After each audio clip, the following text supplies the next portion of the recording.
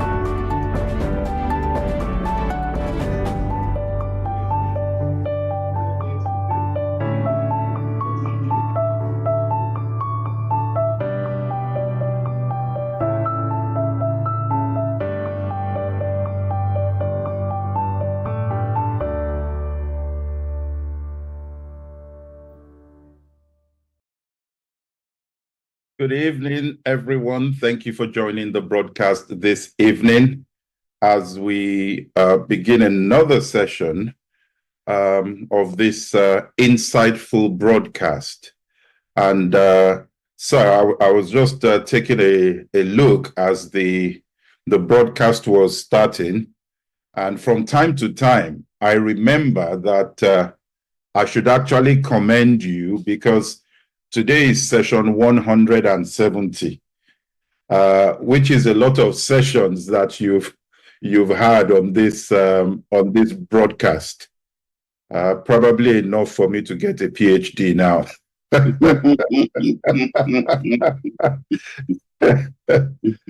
good evening, sir. Welcome to the program this evening. Thank you.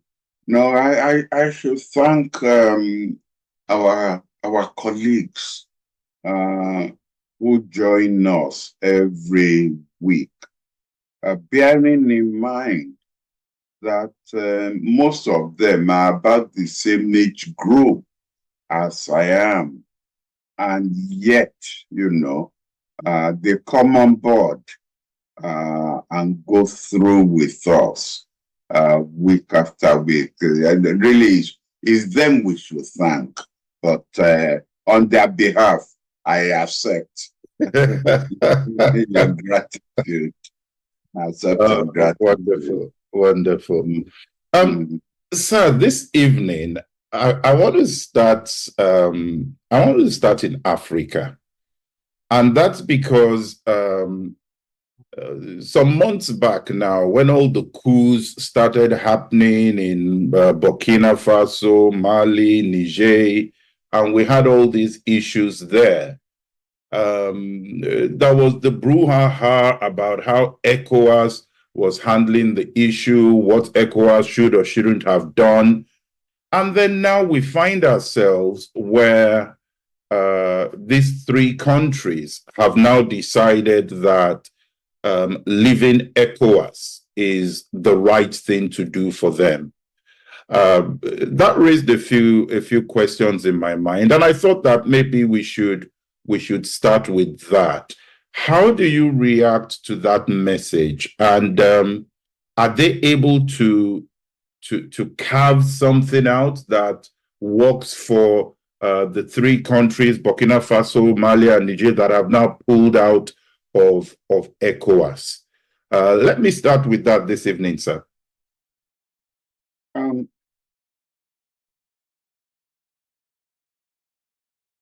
Coups in Africa have never been easy to handle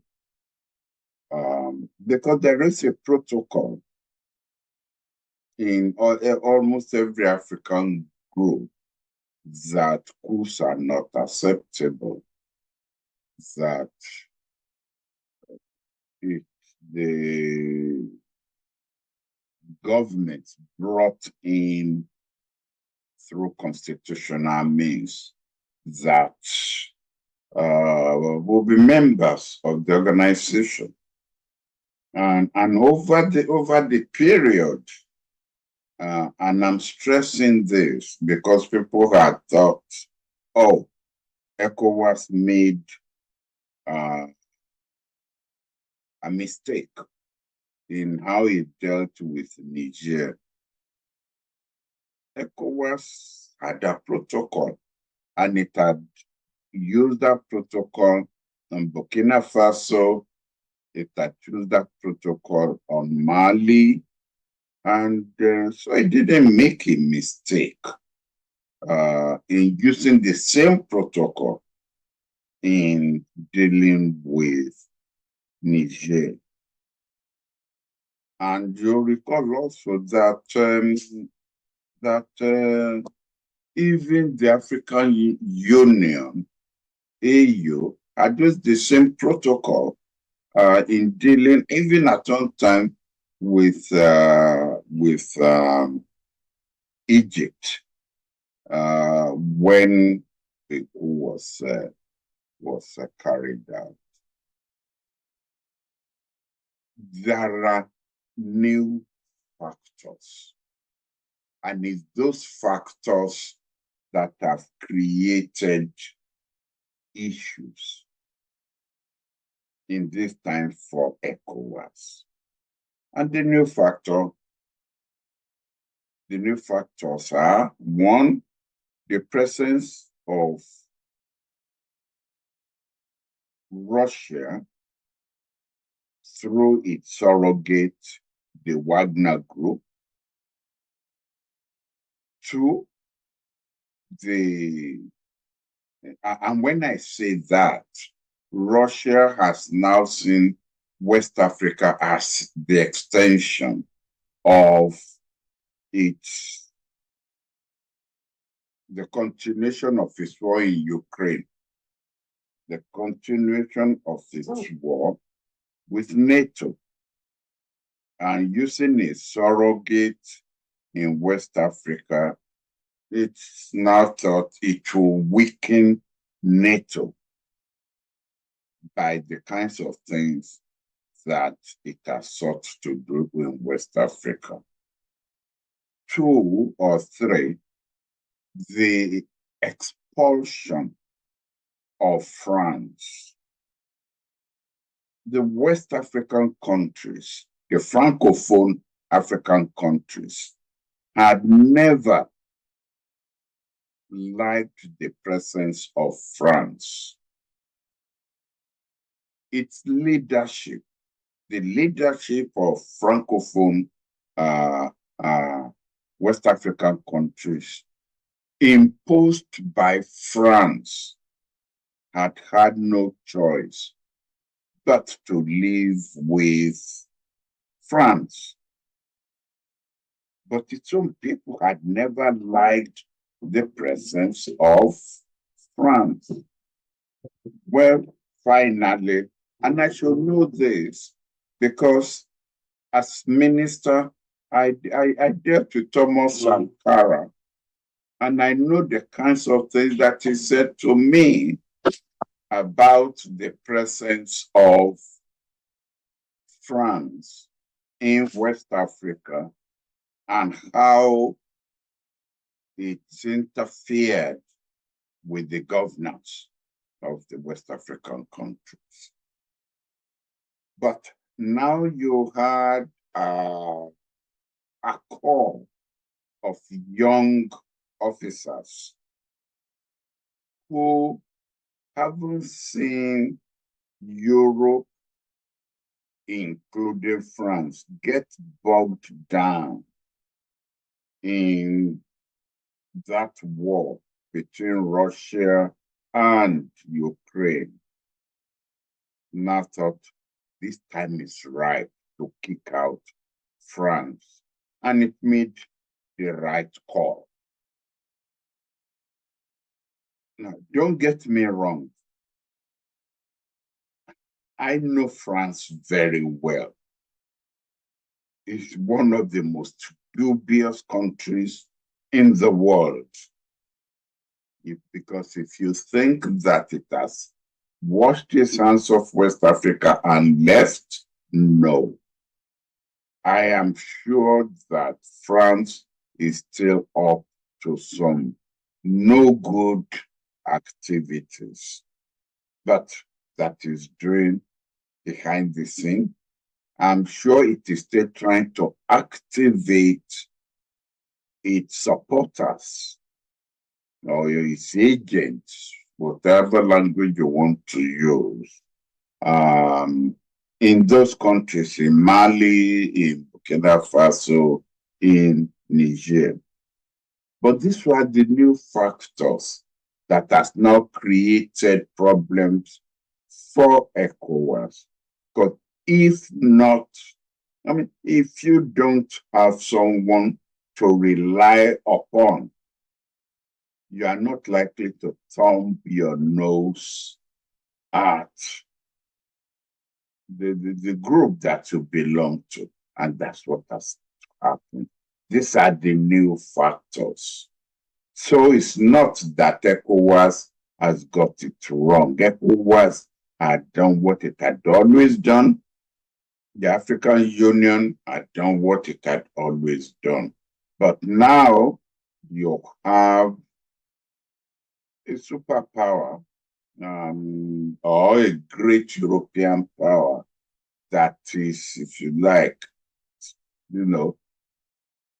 twisting behind the scene, the back of it. So you may want to ask yourself, have they made the right call, pushing France out and bringing in Russia? Some people will say probably yes. And why will I say that? France was using the Tuaregs, the jihadists, the ICIC as elements to put pressure on the leadership of various Sahel African countries. Whenever they didn't do anything that the France wanted them to do, they will remind them that just in the Sahara Desert, are the Tuaregs, and that it is the French forces who are standing between the Tuaregs and the central government over there. Now, Russia probably is not going to have any qualms about taking on the Tuaregs, taking on the ISIS, taking on, the jihadists. None of this brouhaha about human rights that under normal circumstances will show up in the New York Times or the Le Figaro or Le Monde about, how, the African government or African soldiers are dealing with these people. The Wagner Group who have no qualms about dealing with those people. And if you're looking for evidence, look at what is happening in the Central African Republic, where the Russian soldiers had taken on, groups that France actually had been sponsoring. And since the involvement of the Wagner Group, some form of stability had come in the Central African Republic. So the way forward, under the protocol of ECOWAS, that's really supposed to be 1 year given 1 year notice that those who want to leave will have to give the organization.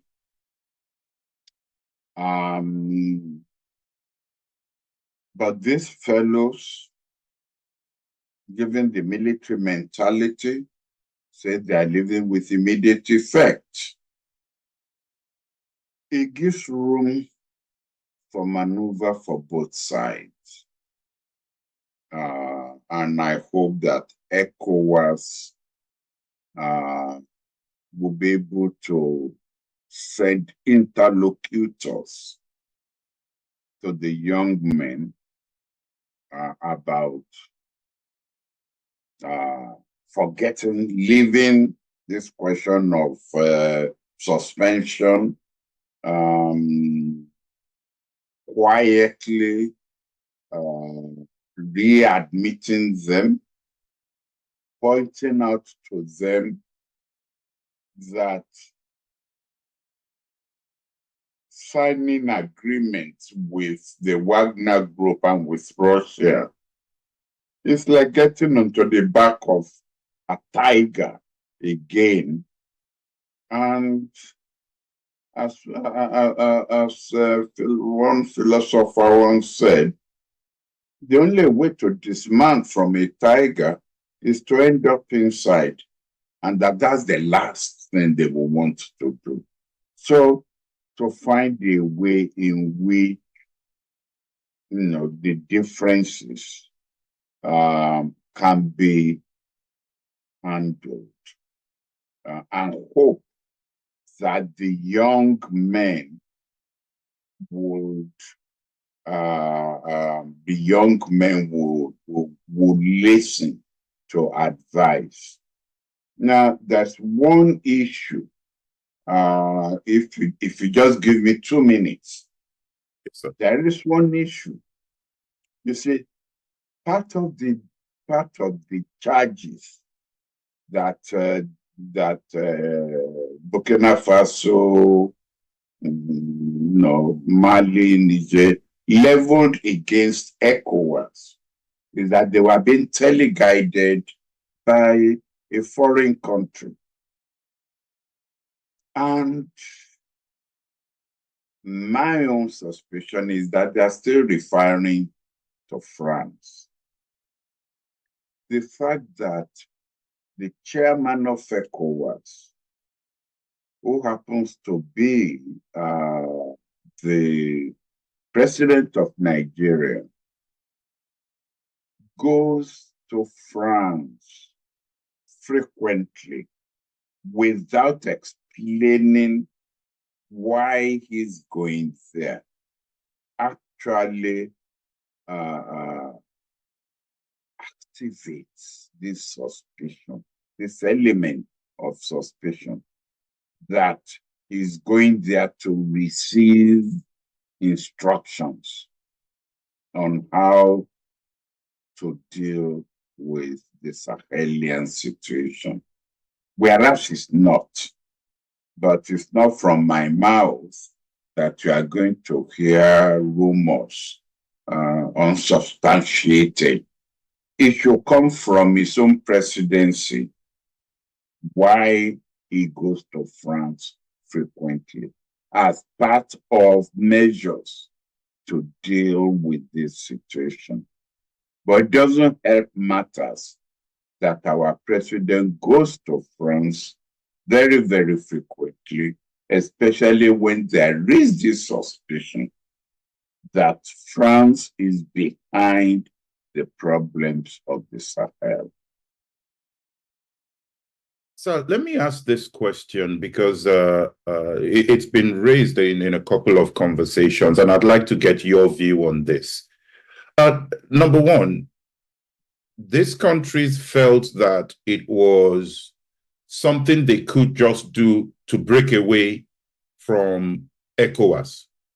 And I remember not too long ago, the kind of negotiations that went on before the UK eventually pulled out. And we had Brexit and all that. Those conversations went on for so long. Are these three countries able to pull out because they're not really getting anything from ECOWAS?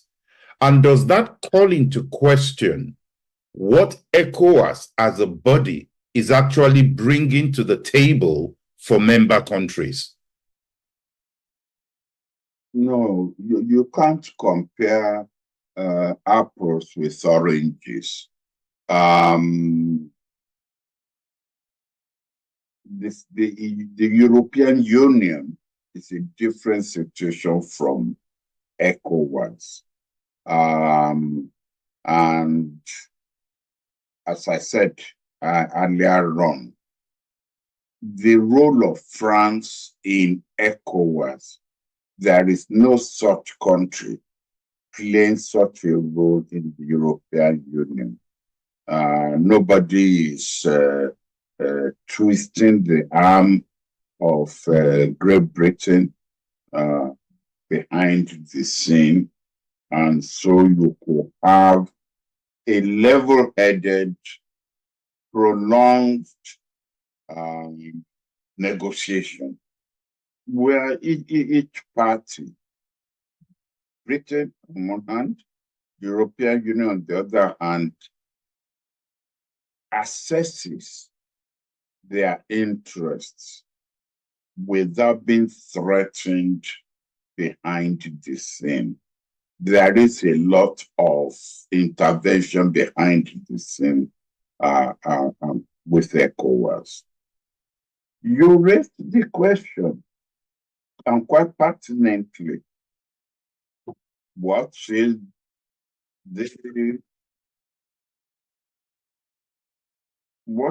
the gain of members? It's not just these three countries, but members of ECOWAS. What is their gain? I mean, after all, ECOWAS has been in existence since 1975. And I don't want to sound as if I have this phobia about France, but it is France that is responsible for the lack of progress in ECOWAS. Let me give you an illustration. For almost, 10 years now, 7 years, ECOWAS took the decision to come up with a common currency that will be called the ECHO. And quite naturally, there were timelines and conditions laid down. I think last year or so, the timeline and the conditions were finally met. And all of a sudden, the French-speaking African countries, aided and abetted by France, came up and said they were inaugurating their own ECHO, which meant they were undermining and overthrowing the ECOWAS ECHO. And it led to, in fact, it almost led at that time to the breakup of the organization, because the rest had to accuse Cote d'Ivoire and Senegal of, undermining and of being, agents of disruption. And so they had to step that down. But since then, they haven't gone back to inaugurating the ECOWAS ECHO. Now, if they had done that, the question you raised as regards what is anybody gaining from ECOWAS wouldn't arise. We will say a common currency. We will say a common currency. There is also common goods, although not just in ECOWAS. At least one of the things that we all benefited was a common passport that we could go, all around. But even then, some of West Africans who travel a lot will tell you that, money still changes hands at the border. And with the immigration services, even though that passport is supposed to be, uniformly accepted. And then you had the issue of,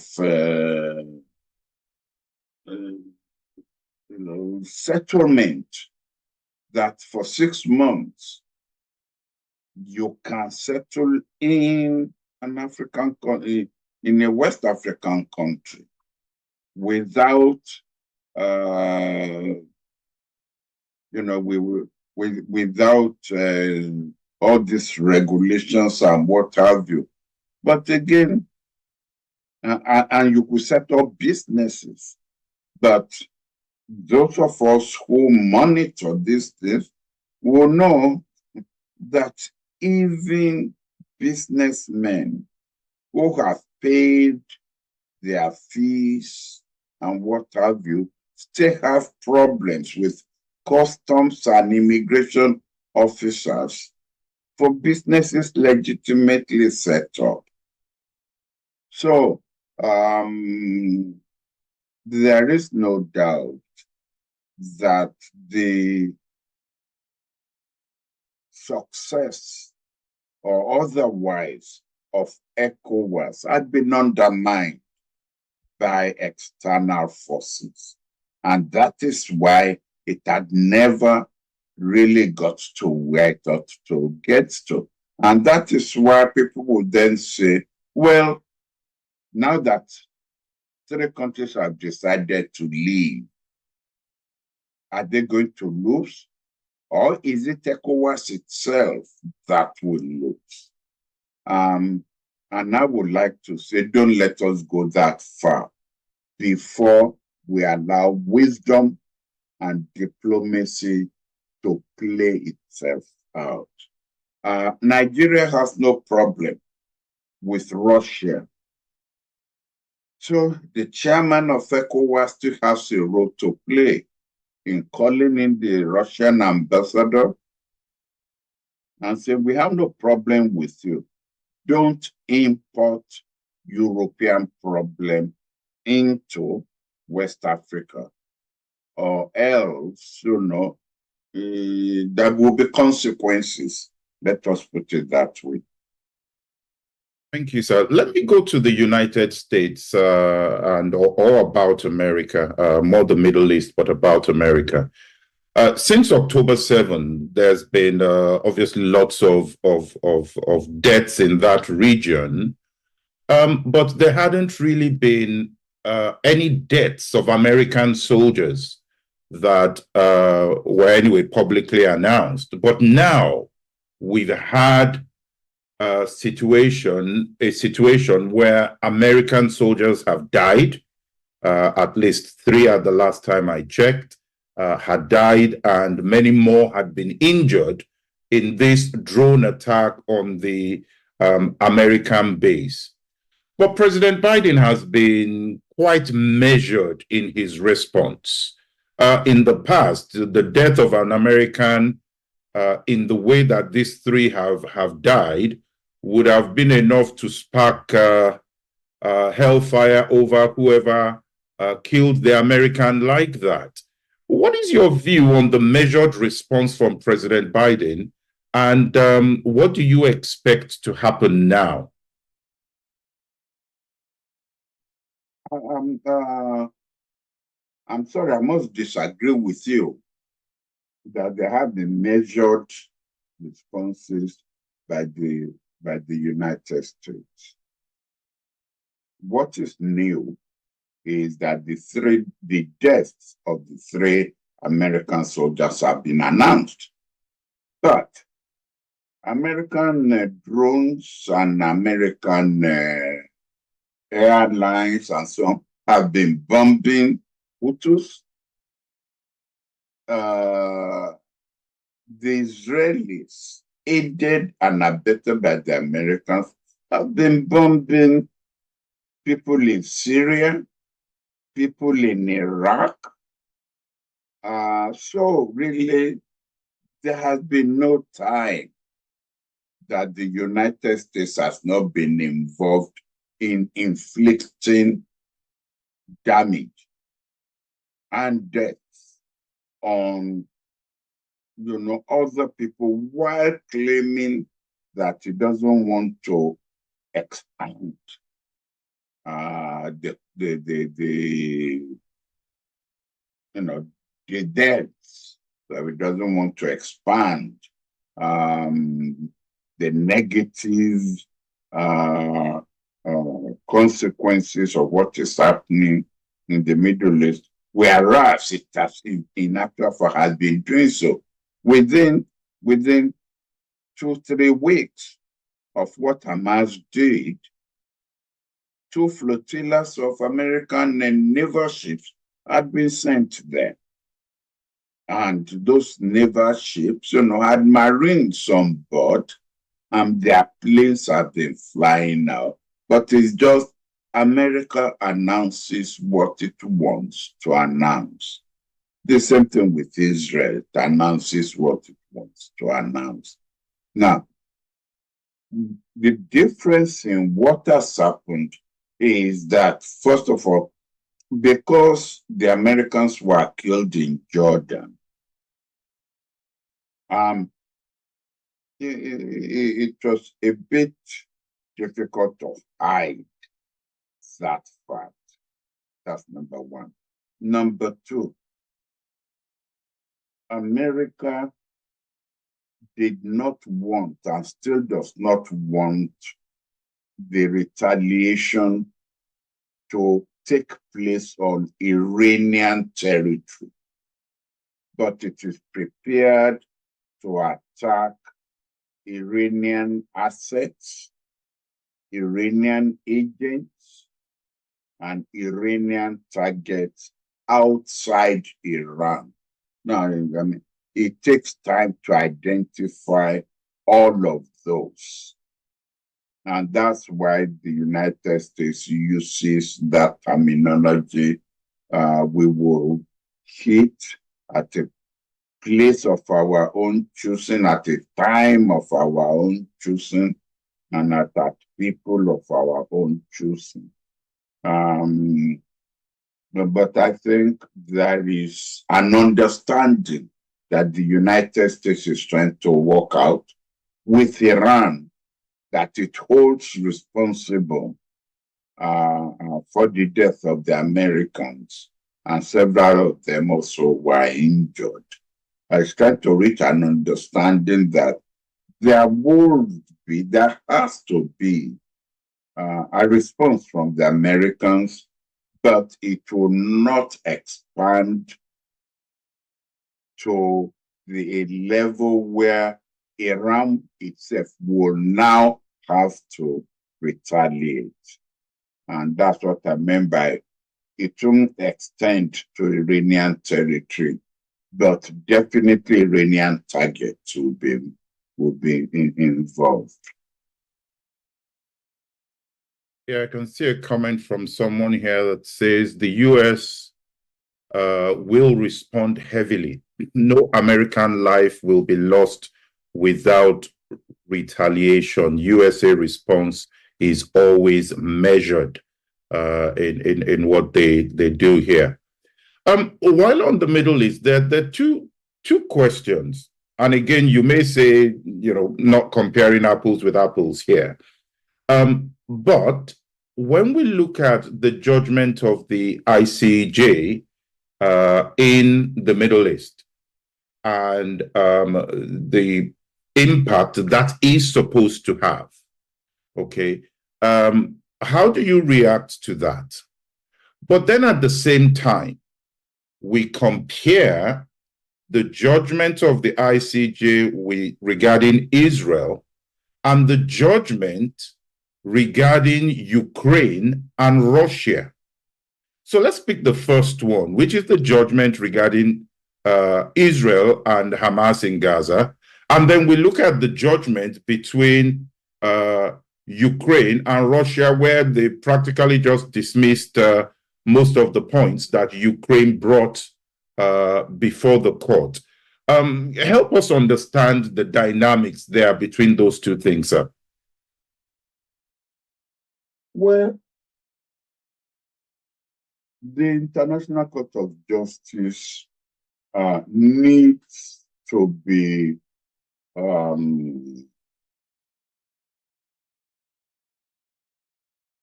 congratulated for the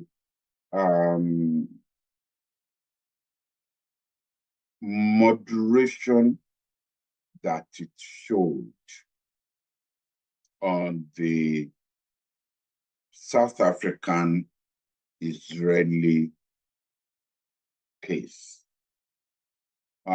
First of all, they have not delivered a judgment on the substantive issue.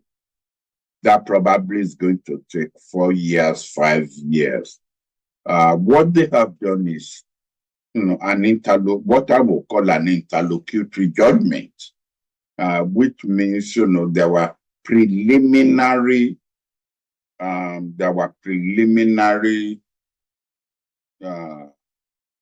issues that South Africa wanted the court to deal with.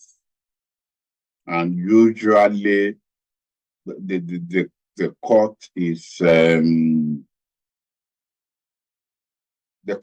careful in giving its preliminary judgment. Now, then quickly, four issues I would like us to draw attention to. The first is that the court did not use the language of both parties. Instead, it used its own language, but to achieve the same purpose. What exactly do I mean by that? The South Africans called for a ceasefire. The court did not use the language ceasefire. In fact, the court adopted what I will call, the language of a just war, in the sense that the court said Israel has the right to carry out the war according to international law. So in other words, you have the right to defend yourself, but it must be according to the tenets of the law of war.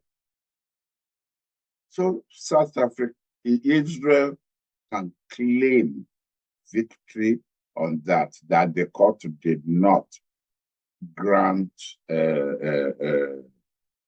that the court did not grant a ceasefire. Number two, the court called on Hamas to release hostages. In other words, that hosting hostages is actually a violation of international law. So, Israel can claim another victory. But the court also called on South Africa to allow entry into Gaza of relief materials. In a way, you may ask, the way South Africa is carrying out the bombing, how will relief materials enter Gaza? And I think that is where the court injunction that Israel must carry out that war according to the tenets of international law. Number three,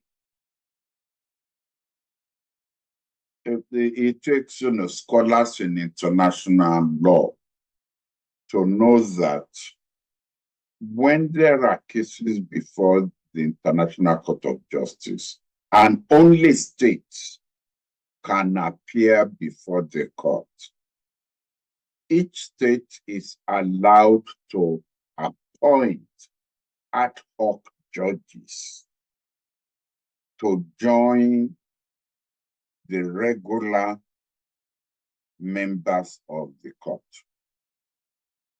So in this case, Israel had the right to appoint an ad hoc judge. South Africa has the right to appoint an ad hoc judge. Now, the interesting thing is that the Israeli ad hoc judge actually sided with the majority of the court on some of the issues that South Africa raised before the court. In other words, that the Israeli judge is not saying my nation right or wrong, but is saying what is right, and what is wrong is wrong. He sided with the majority of the court when it felt that what his country was doing was wrong.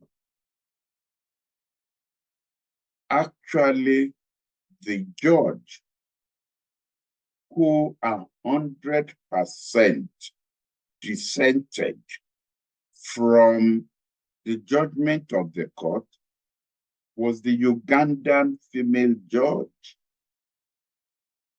whose position, and again, because I've read comments which I have felt to know were beyond reason in dealing with the judgment of the lady.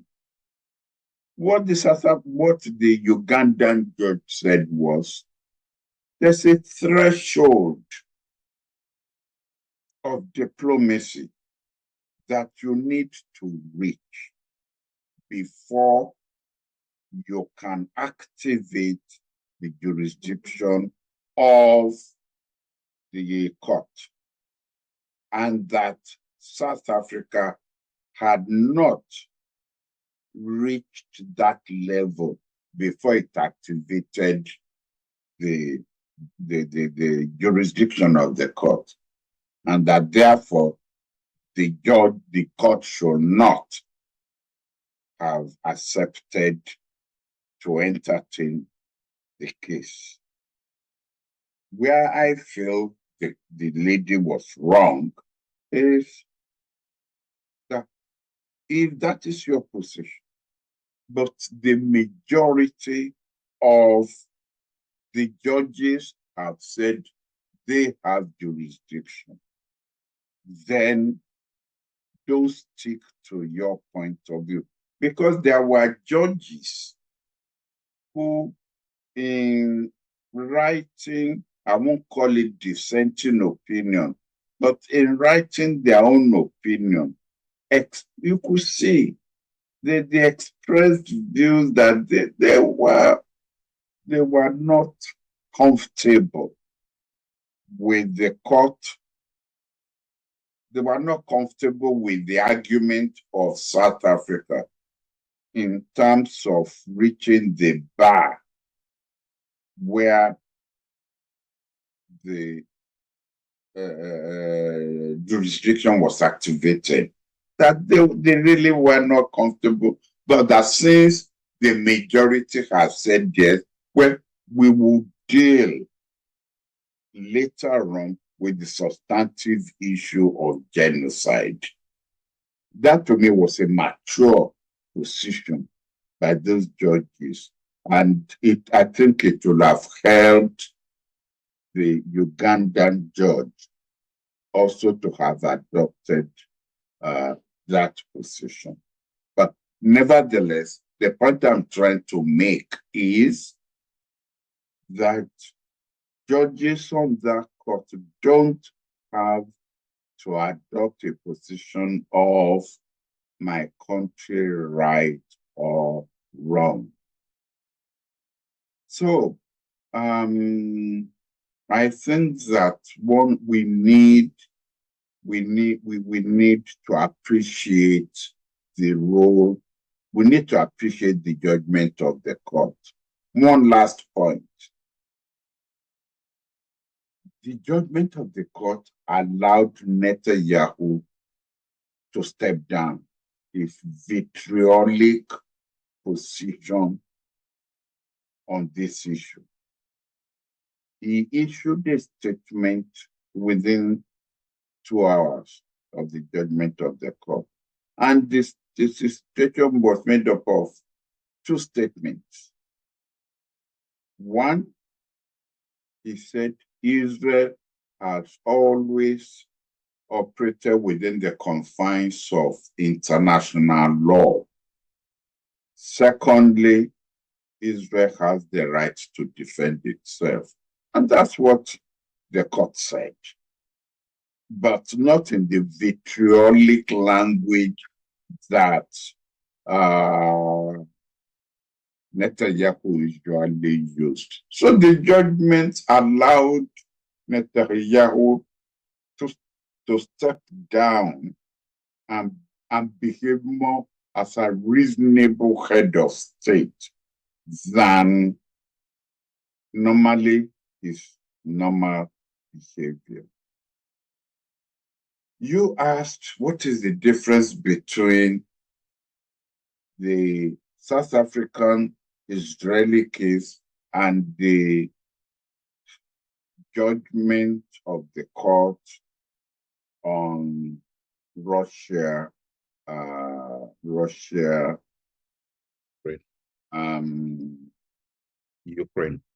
Ukraine. Now, it revolves around what I have said earlier, the bar that you need to reach before you can say genocide, before you can activate the level of jurisdiction of the court as regards whether genocide actually has been reached for the court to consider. And in the case of Russia versus Ukraine, what the court was saying is people die in war, and it's not every war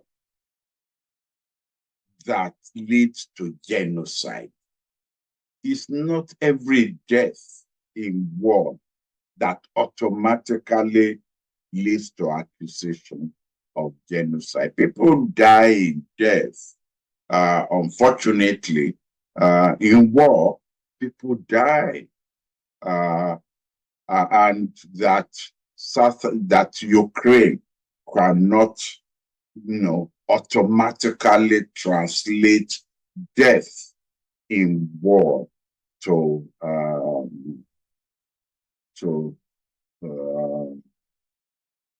what is it? Genocide. So that, to me, there are so many differences. The court is a very, very clever court, made up of some of the best brains in international law. And they've done us a service, not only in these two cases, even in the Myanmar case that Gambia took to the court on behalf of Muslims. They again came up with clever judgments, but you see, a court, whether domestic or international, should always address an issue on a narrow base rather than on a widened base. So let me ask you this question regarding the Middle East. It was announced some days ago that the United Nations Relief Agency had some members of staff that had been potentially compromised and took part in the October 7 attacks on Israel. And we've had quite a lot of countries that have started to defund that agency because of the information and the intelligence that was released. What do you think, given the conflict that's happening in that region, is it the right time for that sort of defunding action to then be supported by multiple countries?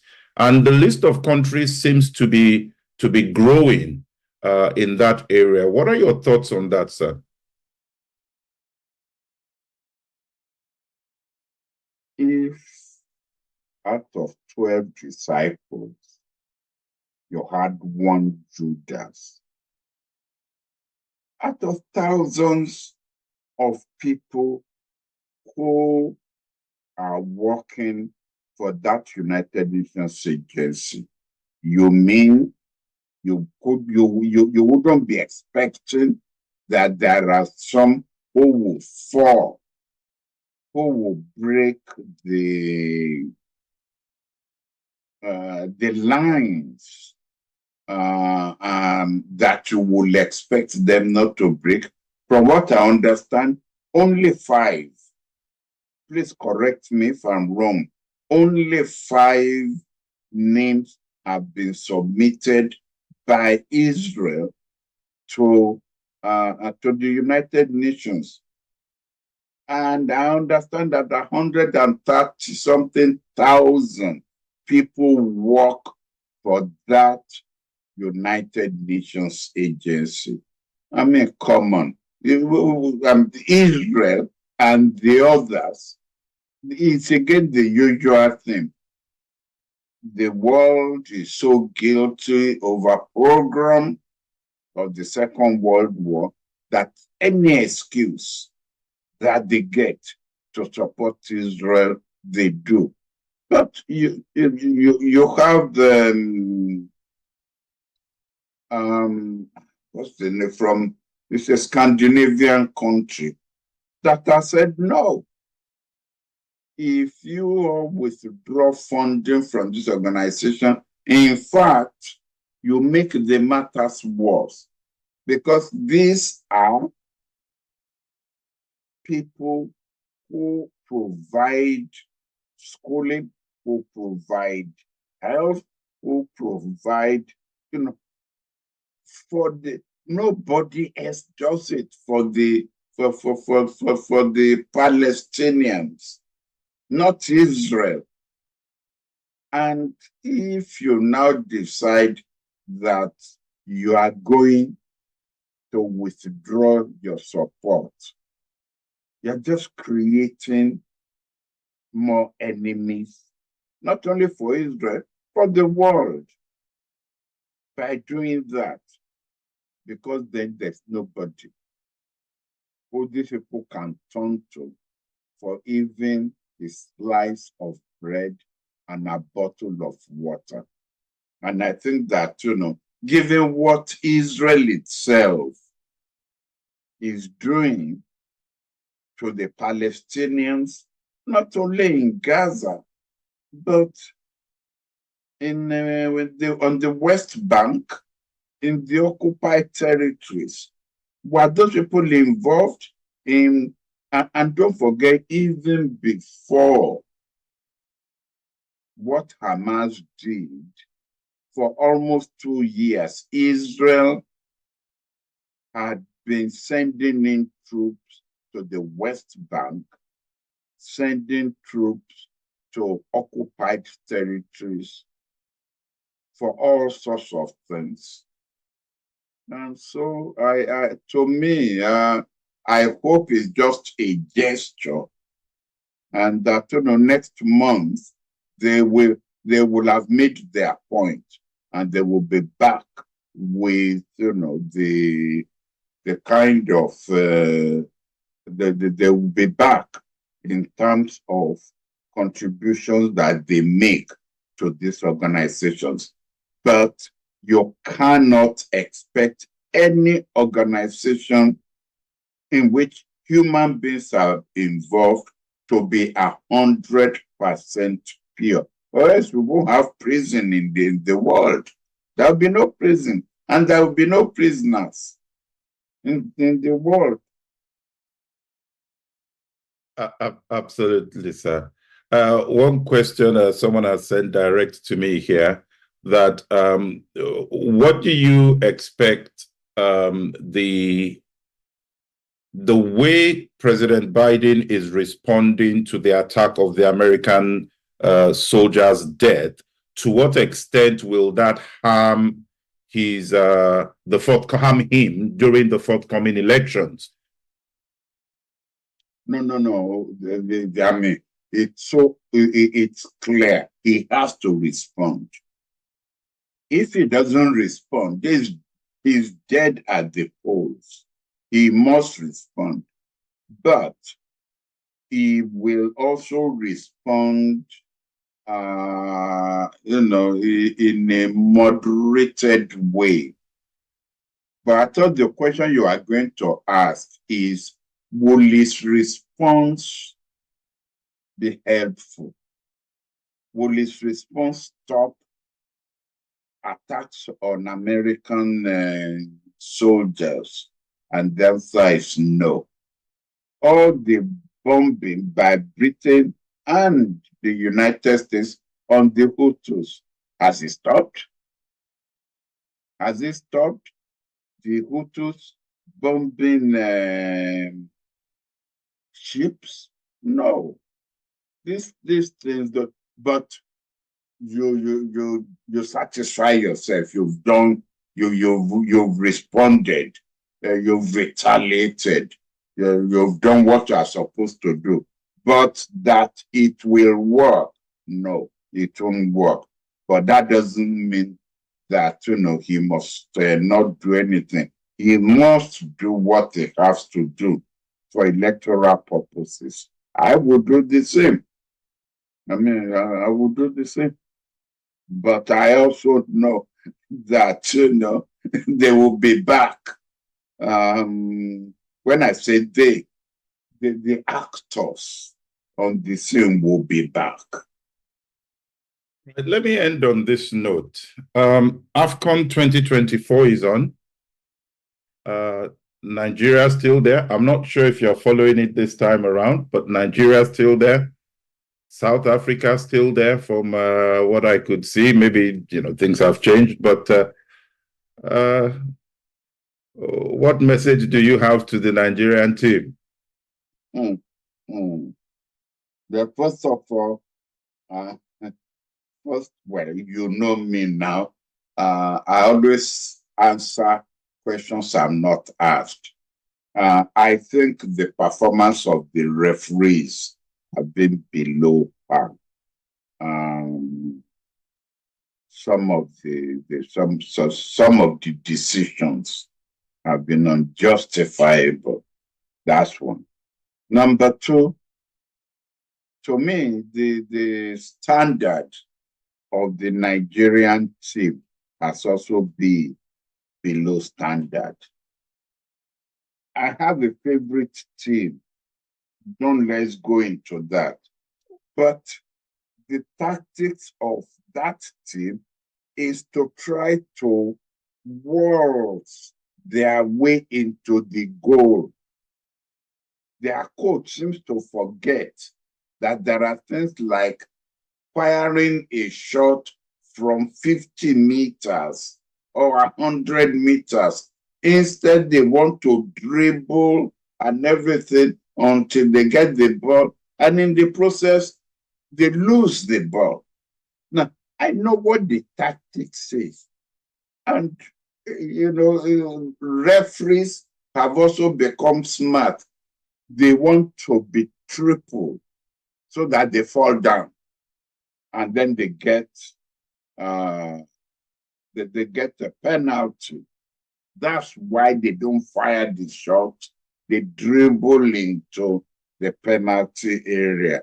But I would rather that the Nigerian team fire. That's why they have legs, rather than dribbling into the. So I'm not impressed by the Nigerian team, but football is football. Surprises. A lot of big boys have been kicked out, have been defeated by the small. In fact, there are no more small boys or big boys in football. Well, we keep our fingers crossed in support of, obviously we're biased, in support of the Nigerian team. I am in support of the Nigerian team. So we'll see how it goes.